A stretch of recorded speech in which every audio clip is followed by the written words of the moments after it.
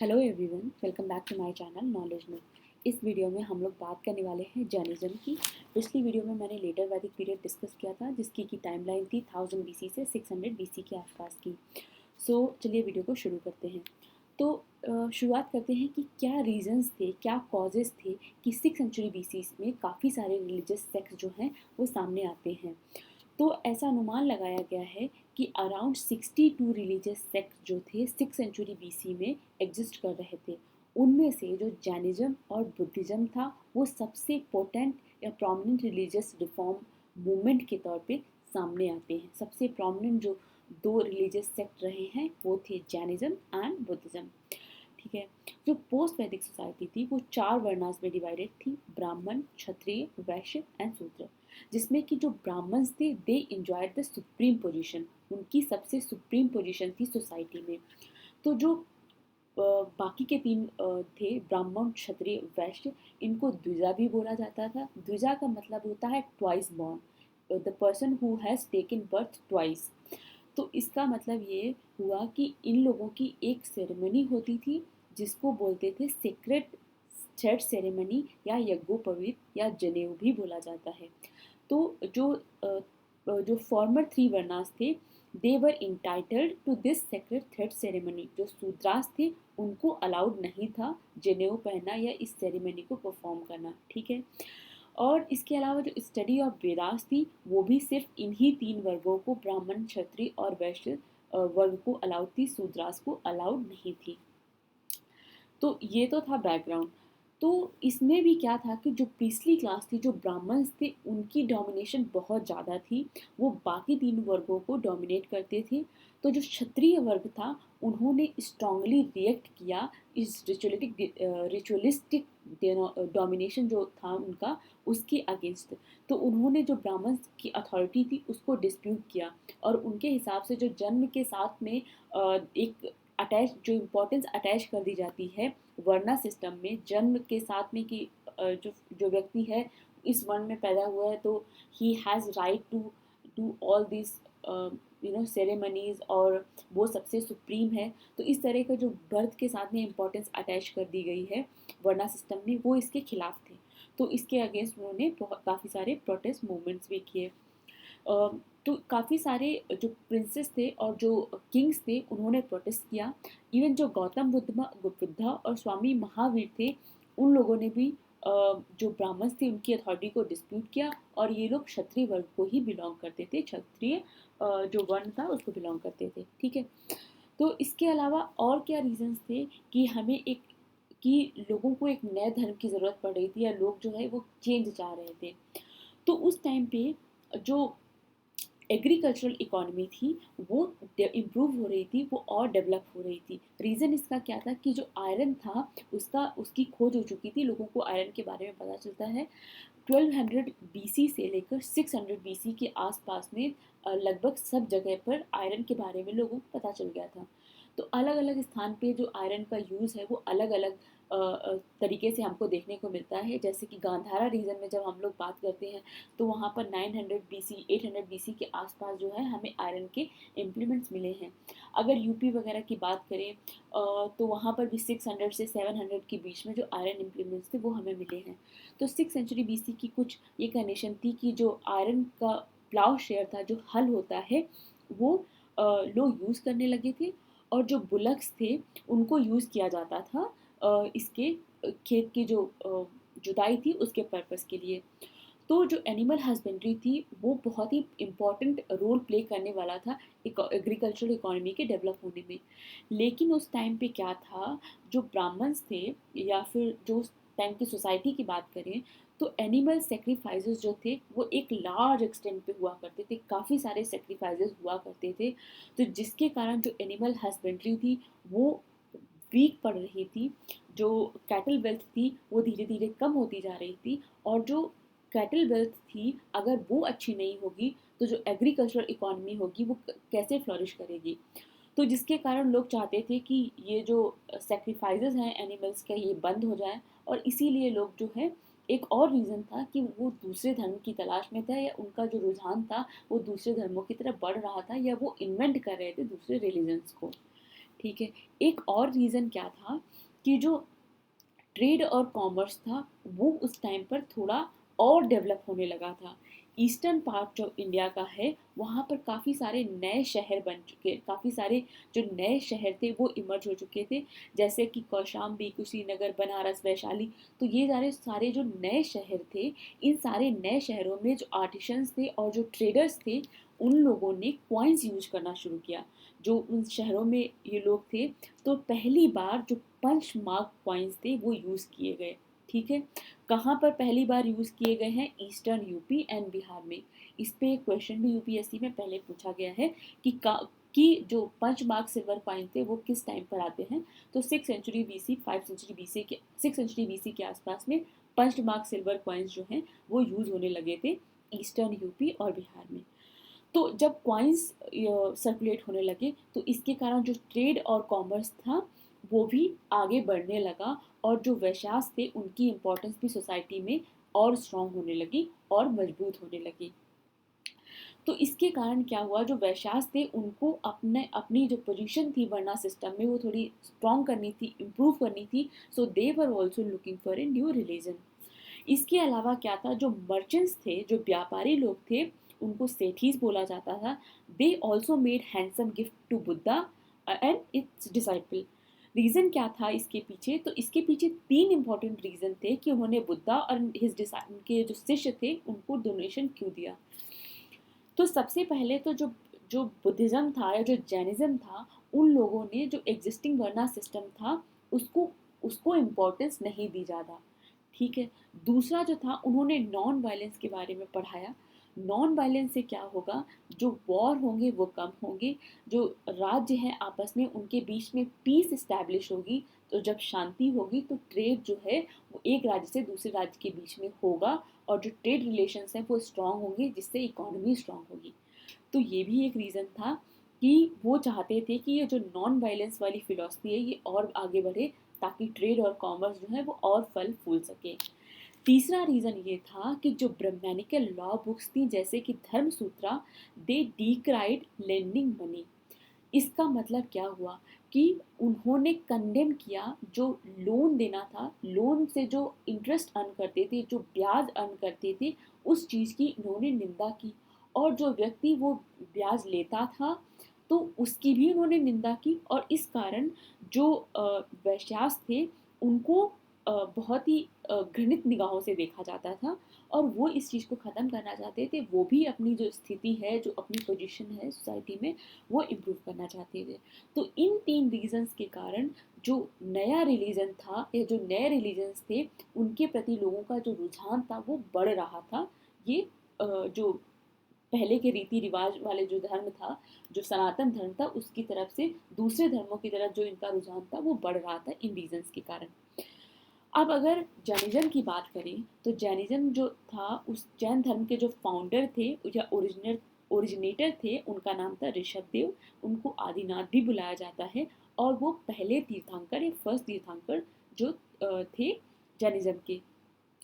इसके अलावा जो 23वें तीर्थंकर थे उनका नाम था पार्श्व या पार्श्वनाथ, और वो लॉर्ड महावीर महावीर से 250 साल पहले लगभग हुए थे।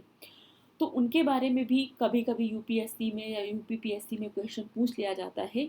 हालांकि ये क्वेश्चन जो है वो यूपीएससी में कम पूछा जाता है, और जो स्टेट पीएससीज हैं उनमें ज़्यादा बार पूछा गया है उनके बारे में। तो जो पार्श्वनाथ थे उनका जन्म हुआ था वाराणसी में। उनके फादर जो थे अश्वसेन, वो वाराणसी के किंग थे, और उनकी जो मदर थी उनका नाम वामा था। उनको लिबरेशन मिला था, कहाँ उनको निर्वाणा मिला था? उनको निर्वाणा मिला था पारसनाथ हिल में, सम्मेत शिखर जी में। जो सम्मेत शिखर जी है या जो सम्मेता शिखर जी है, ये जो जैन लोगों का है, ये इनका एक रिलीजियस प्लेस है। इसकी बहुत मान्यता है जैन धर्म में। वो इसी कारण है क्योंकि जो 23rd तीर्थंकर थे पार्श्वनाथ, उनको यहाँ पे निर्वाणा मिला था। तो इसके कारण ये इनके लिए काफ़ी इंपॉर्टेंस रखता है। अब अगर पारसनाथ हिल्स की बात करते हैं तो पारसनाथ हिल्स जो हैं वो अभी झारखंड में है, और ऐसी मान्यता है कि 24 जो जैन तीर्थंकर हुए हैं उनमें से 20 जैन तीर्थंकर जो हैं उन्होंने यहाँ पर ही इस हिल पर ही उनको लिबरेशन मिला है, या यहीं पर उनको निर्वाणा मिला है। ठीक है। अब अगर वर्धमान महावीर की बात करें तो वो सबसे ज़्यादा फेमस है जिन्होंने जैन धर्म का प्रचार और प्रसार किया। वो 24वें 24th एंड लास्ट तीर्थंकर थे जैन धर्म के। उनका जन्म हुआ था 540 बीसी के अराउंड। कहाँ पर हुआ था? कुंडा ग्राम में, वैशाली में, जो कि नॉर्थ बिहार में है। ठीक है, इनके जो जन्म स्थान है, इनका जो प्लेस ऑफ बर्थ है, that that is very important exam point of view से, तो आपको याद रखना पड़ेगा। ठीक है, इनके फादर की बात करें तो इनके फादर जो थे वो एक क्षत्रिय क्लैन थी, नाया या नात्री, उसके हेड थे, और इनका नाम था सिद्धार्था।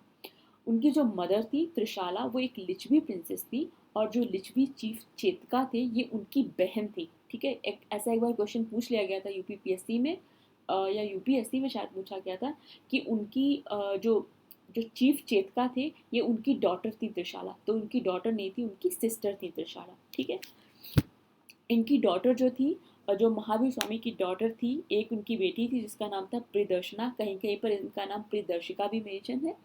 जो इनके सन इन लॉ थे उनका नाम था जमारी, और वो इनके पहले शिष्य भी थे। इसके अलावा अगर इनके चीफ डिसाइपल की बात करें, या जिसको गांधारा बोला जाता है, जो इनका मुख्य शिष्य थे, वो थे स्वामी गौतमा। तो इनका नाम इंद्रभूति गौतमा भी था, या इनको स्वामी गौतमा भी बोला जाता है। ठीक है, 30 साल की एज में वर्धमान महावीर ने अपना जो सांसारिक जीवन था उसको छोड़ दिया इन सर्च ऑफ ट्रुथ। तो उनको परफेक्ट नॉलेज जिसकी खोज में होते हैं, विच इज कॉल्ड कैवल्या, वो उनको प्राप्त हुआ आफ्टर 42 डेज। ठीक है, और इसके बाद से वो महावीर या जेना कहलाने लगे। अगर एक इंटरेस्टिंग फैक्ट ये है कि जो पार्श्वनाथ थे उनको जो ये ज्ञान कैवल्या प्राप्त हुआ था वो मात्र 84 दिन में प्राप्त हुआ था, और जब उन्होंने अपना घर छोड़ा था, at that point of time he was only 13 years old, वो सिर्फ 13 साल के थे। ठीक है, तो गौतम बुद्ध ने जब घर छोड़ा तब वो 30 साल के थे, और उनको 12 वर्षों के कठिन परिश्रम के बाद में ज्ञान प्राप्त हुआ। जो पार्श्वनाथ थे उनको मात्र 84 दिन के बाद में ये ज्ञान प्राप्त हुआ, ऐसा मेंशन है। ठीक है, इसके बाद में जो महावीर स्वामी थे उन्होंने जो अपना पहला सरमन दिया, तो कहाँ पर अपना पहला सरमन दिया? विपुलाचला माउंटेन में, जो कि राजगृह में है। और उनके पहले सरमन को दिव्य ध्वनि ध्वनि बोला जाता है। दिव्य ध्वनि, ध्वनि मतलब होता है साउंड। ठीक है, मैजिकल साउंड, दिव्य ध्वनि जो है उसको वो बोला जाता है इनके पहले सरमन को। तो 30 सालों तक इन्होंने अपने धर्म का प्रचार और प्रसार किया। इसके बाद में he passed away, he attained liberation, या उनको निर्वाणा प्राप्त हुआ at the age of 72 at a place called Pavapuri, which is near modern Rajgir. ठीक है, तो ये वर्धमान महावीर की जो पूरी जीवनी थी या उनके बारे में उनकी बायोग्राफी थी। अब अगर जैनिज्म की डॉक्ट्राइन की बात करें तो उनकी 5 डॉक्ट्राइन हैं। पहली तो है डोंट कमिट वायलेंस, जिसे बोलते हैं अहिंसा। दूसरी है डोंट स्पीक ए लाई, सत्य।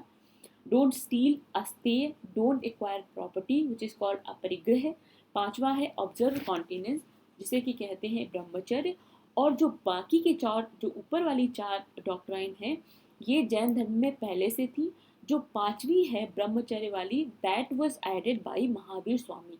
ठीक है, इसके अलावा अगर कुछ फिलोसफिकल डिफरेंसेस की बात करें महावीर स्वामी और जो उनके पहले वाले तीर्थंकर थे तो उनके बारे में, तो जो जैन धर्म की हिस्ट्री है उसमें ज़्यादा डिटेल में सिर्फ पार्श्वनाथ और महावीर स्वामी के बारे में मेंशन है।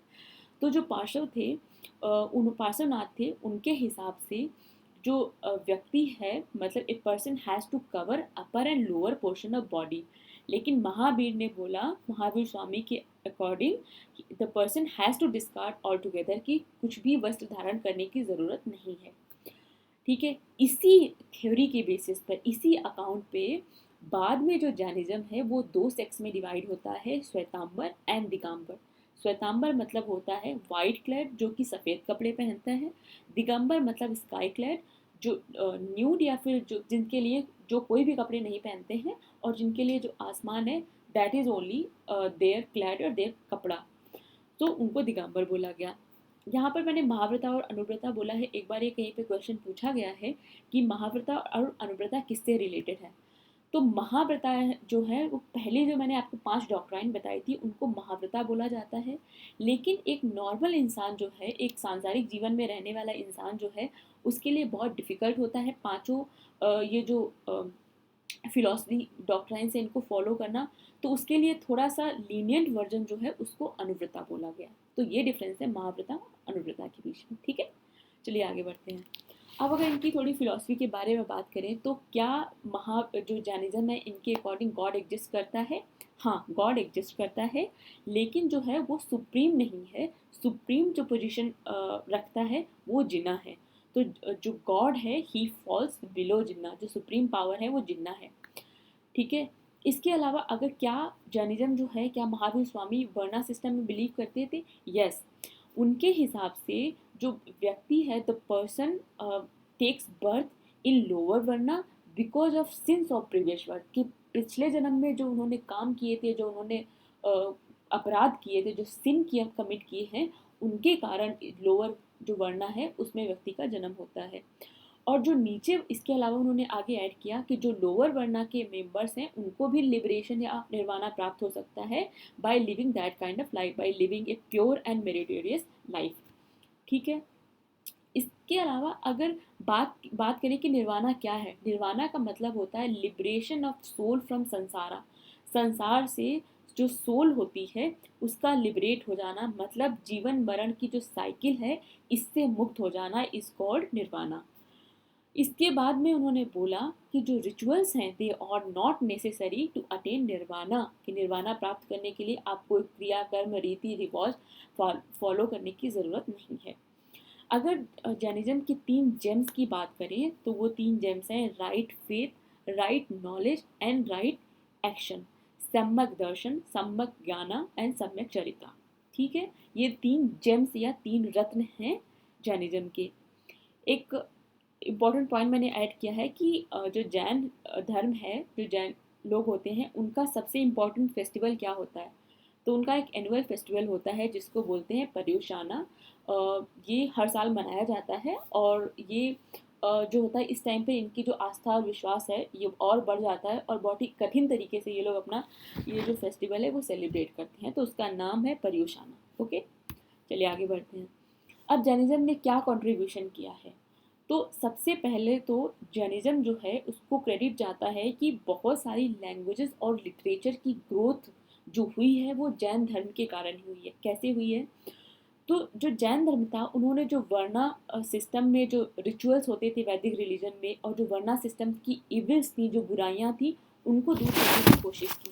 तो इसके लिए उन्होंने क्या किया कि जो संस्कृत थी उसको उन्होंने डिस्कार्ड कर दिया, क्योंकि जो संस्कृत थी it was language of Brahmanas और एलाइट वर्ग। तो उन्होंने कॉमन पब्लिक जो थी उसकी लैंग्वेज को अडॉप्ट किया विच वॉज प्रकृत, ठीक है। प्रकृत की जो स्क्रिप्ट है दैट इज ब्राह्मी, याद रखने के लिए है आपके। इसके अलावा जो जैनिज्म था उसके उसका ये कंट्रीब्यूशन फर्दर था कि प्रकृत में के कारण और सारी लैंग्वेजेस, रीजनल लैंग्वेजेस डेवलप हुई। जो प्रकृत के कारण सौरासेनी डेवलप हुई और सौरासेनी से ही इवेंचुअली मराठी डेवलप हुई, या मराठी जो है वो निकल के आई। लेकिन आजकल ये विवाद चल रहा है, आपने सुना होगा कि महाराष्ट्र गवर्नमेंट ने रिक्वेस्ट किया है सेंट्रल गवर्नमेंट से कि जो मराठी लैंग्वेज है उसको भी क्लासिकल लैंग्वेज का दर्जा देना चाहिए। तो अभी 6 क्लासिकल लैंग्वेजेस हैं। कौन कौन सी लैंग्वेजेस हैं? 4 तो हैं, तमिल, तेलुगु, कन्नड़ा, इसके बाद उड़िया है और बंगाली है, ठीक है। तो ये 6 लैंग्वेजेस हैं और इनमें से उन्होंने बोला है कि मराठी जो है वो भी बहुत पुरानी लैंग्वेज है। तो मराठी लैंग्वेज संस्कृत लैंग्वेज की सिस्टर लैंग्वेज मानी जाती है। उन्होंने ऐसे जो फैक्ट्स हैं वो प्रस्तुत किए हैं गवर्नमेंट के सामने, ताकि जो मराठी को है उसको भी क्लासिकल लैंग्वेज का दर्जा मिल सके। तो आगे देखते हैं कि क्या होता है, ठीक है। रिलीजियस लिटरेचर की बात करें तो वो अर्ध मगधी में लिखा गया था। अर्ध मगधी में 12 अंगाज लिखे गए हैं जो कि 6th सेंचुरी एडी में वल्लाभी गुजरात में कंपाइल किए गए। इसके अलावा काफ़ी सारे टेक्स्ट, नॉवेल्स, एपिक्स और ड्रामास जो हैं वो अपभ्रंशास में लिखे गए हैं। अपभ्रंशा का मतलब होता है कि कोई ऐसी लैंग्वेज जिसकी कोई भी ग्रामर नहीं होती। जैसे संस्कृत की एक डेफिनेट ग्रामर है, तो जो ये अभ्रंशा है, ये एक अम्ब्रेला टर्म था। It was used for languages जो आजकल की लैंग्वेजेस है, जो कॉमन लैंग्वेजेस है, उनके डेवलप होने से पहले जो बीच में लैंग्वेजेस आई, उनको अपभ्रंशा बोला गया है। ठीक है। जो लार्ज पोर्शन ऑफ जैना राइटिंग है वो अभी भी मैन्युस्क्रिप्ट फॉर्म में है और वो अभी तक पब्लिश नहीं किया गया। वो राजस्थान और गुजरात में काफ़ी सारी श्राइन्स पे मौजूद है। ठीक है। इसके अलावा इन्होंने संस्कृत में भी लिखा, लेकिन इन्होंने संस्कृत में लिखा है मेडिवल टाइम पे। ठीक है। और जो कन्नड़ा थे, इनका काफ़ी सारा जो मटेरियल है वो कन्नड़ा लैंग्वेज में लिखा गया है, जो जिससे जो कन्नड़ लैंग्वेज थी उसकी ग्रोथ भी हुई। और दीज जर्नलिज्म जो है इसने कंट्रीब्यूट किया in the spread and growth of Kannada. Jain literature की बात करें तो Jain literature is also called Jain Agamas. सबसे पुराना जो जैन लिटरेचर है, जो ओल्डेस्ट टेक्स्ट हैं जैनिज्म के, उनको पूर्वाज बोला जाता है। 14 पूर्वाज जो हैं उनके बारे में पता चलता है। ठीक है। वो पूर्वाज क्या है, वो टेक्स्ट हैं या वो चीज़ें रिटन हैं जो कि सारे तीर्थंकर जो थे वो प्रीच किया करते थे, जिनके बारे में वो लोग बताया करते थे, उपदेश दिया करते थे। इसके बाद में आता है अंगास। अंगास क्या है, जो महावीर स्वामी के चीफ डिसाइपल थे, या जो उनके गांधारा थे, उनका नाम था श्री गौतमा स्वामी। तो उन्होंने जो भी नॉलेज प्राप्त किया लॉर्ड महावीर से, उसको कंपाइल कर दिया गया अंगाज में। तो वो अंगाज है, written compiled the words of Mahavir Swami, या उनके उपदेश जो हैं उनको बोला गया अंगाज। इसके बाद में उपंगास क्या है, उपंगास है जो अंगास पे एक्सप्लेनेशन है, दैट इज कॉल्ड उपंगास। इसके अलावा एक दो चीज़ें हैं जो इनके लिटरेचर के बारे में और हैं, जैसे अचरंग सूत्रा क्या है। तो अचरंग सूत्रा जो है वो पहला टेक्स्ट है that has to be studied by Jain monks. ठीक है। पहला टेक्स्ट जो कि जैन मॉन्क को पढ़ना होता है। एंड ये किस लैंग्वेज में लिखा है, इट्स रिटन इन अर्धमगधी प्राकृत। ठीक है। कल्पा सूत्रा की बात करें तो कल्पा सूत्रा जो है it was written by Bhadrabahu. Bhadrabahu कौन है, he belong to modern period. और जो चंद्रगुप्त मौर्य थे ये उनके गुरु भी थे, तो इनके फिलोसफिकल गुरु भी थे। और जो बायोग्राफीज हैं तीर्थंकरास की, 24 तीर्थंकर जो हुए हैं जैन धर्म के, उनकी biographies are written in Kalpasutra. ठीक है। इसके अलावा अगर काउंसिल्स की बात करें तो जो पहली जैन काउंसिल हुई थी, it was held in Pataliputra in 3rd century BC. और इसको किसने प्रिसाइड किया था, स्थलभद्रा ने। जो दूसरी जैन काउंसिल हुई है वो काफ़ी बाद में हुई है, इट हैपेंड इन 512 एडी। और जो सेकेंड जैन काउंसिल हुई है उसमें ही 12 अंगाज और 12 उपअंगाज जो थे उनको कंपाइल किया गया था। इसको किसने प्रिसाइड किया था, इसको प्रिसाइड किया था देवार्धी ने। तो पहली जो थी स्थलभद्रा और दूसरी जो थी वो देवार्धी। तो ऐसे करके आपको नाम याद रखना ज़रूरी है, क्योंकि पहली जो है वो काउंसिल जो है वो काफ़ी ज़्यादा इम्पॉर्टेंट थी। अब स्प्रेड ऑफ जैनिज्म की बात करें कि ये पूरी इंडिया में किस तरह से फैला, तो जो जैन धर्म था ये मासेस को अट्रैक्ट नहीं कर पाया, नॉर्मल पब्लिक को ज़्यादा अट्रैक्ट नहीं कर पाया।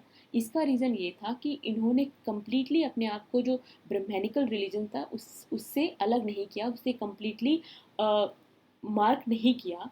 उसका रीज़न ये था कि वो लोग वर्ण सिस्टम में बिलीव करते थे। उनके हिसाब से जो व्यक्ति है वो जन्म लेता है लोअर वर्णा में बिकॉज ऑफ द सिंस। तो जिसके कारण जो नॉर्मल पब्लिक था उसको ये फिलॉसफी जो थी वो कम अट्रैक्ट कर पाई। दूसरा रीज़न, दूसरा जो ये है कि साउथ इंडिया में किस तरह से फैला, तो उसके पीछे दो रीज़न दिए हैं, दो थ्योरीज हैं। पहली थ्योरी के हिसाब से जो चंद्रगुप्त मौर्य थे ही बिकेम ए जैना, और उन्होंने अपने जीवन के जो अंतिम साल थे वो कर्नाटका में गुजारे, और इसके कारण जो जैन धर्म है वो साउथ इंडिया में फैला। दूसरी थ्योरी ये कहती है कि महावीर स्वामी की डेथ के करीब 200 साल बाद एक ग्रेट फैमाइन आई, एक भुखमरी कंडीशन आती है कहाँ पे, मगधा में। तो उस टाइम पर people were not able to survive properly, और जिसके कारण जो मॉन्क्स थे, कुछ मॉन्क्स जो थे जैन मॉन्क थे वो साउथ इंडिया चले गए, साउथ चले गए, और कुछ लोग जो थे वो वहीं पे रह गए। तो 12 साल के बाद में जब सिचुएशन थोड़ी बेटर होती है तो जो जैन मॉन्क्स साउथ चले गए थे दे कम बैक। और इसके बाद में इन लोगों में डिस्प्यूट होना शुरू होता है कि रिचुअल्स किस तरह से उन लोगों ने फॉलो किए, या जो लोग मगध में रहे उन्होंने किस तरह से फॉलो किए, या जो साउथ चले गए उन्होंने किस तरह से फॉलो किए। तो इसके कारण जो जैन धर्म था उसके दो डिवीज़न हो जाते हैं। लेकिन ये भी एक रीज़न था जिसके कारण जो जैन धर्म था वो साउथ इंडिया में फैला। ये फैमाइन के कारण जो लोग माइग्रेट हो गए थे साउथ को, तो इसके कारण भी जैन धर्म वहाँ पे फैला। लेकिन इसके अकाउंट पे जो जैन धर्म था उसके दो डिवीज़न हो जाते हैं, श्वेतांबर एंड दिगंबर। दिगंबर वो लोग थे, दिगंबर का मतलब होता है स्काई क्लैड, या जिनके लिए जो आसमान है वही सारे कपड़े होते हैं, और वो लोग कुछ कोई कपड़े नहीं धारण करते हैं। तो जिन्होंने इस जो ग्रुप था उसको लीड किया, जो इस सेक्ट को लीड करते थे, वो थे भद्रबाहु, ठीक है, जो कि साउथ इंडिया चले गए थे। जो मगधियन थे, यानी कि जो मगध में स्टे किए थे, उस धर्म को बोला गया श्वेतांबर, और वो लोग सफ़ेद कपड़े पहनते थे, ठीक है। तो इस तरह से साउथ इंडिया में फैला है। उड़ीसा में कैसे फैला, तो इस रीज़न की बात करें जो, तो कलिंगा का जो किंग था खारावेला, काफ़ी ब्रेव किंग था, जिसने मगध और अवध के जो किंग थे उनको भी पराजित किया था। So he was a very brave and famous king. उनकी जो हाथी गुफा इंस्क्रिप्शन है जहाँ पर इनके बारे में भी पढ़ने को मिलता है। तो उन्होंने पैट्रोनेज प्रोवाइड किया था जैनिज्म को, और जिसके कारण जो उड़ीसा में है जैनिज्म फैल गया। So this was end of the video. If you like this video, please hit like button and subscribe to my channel Knowledge Nook. I will see you soon.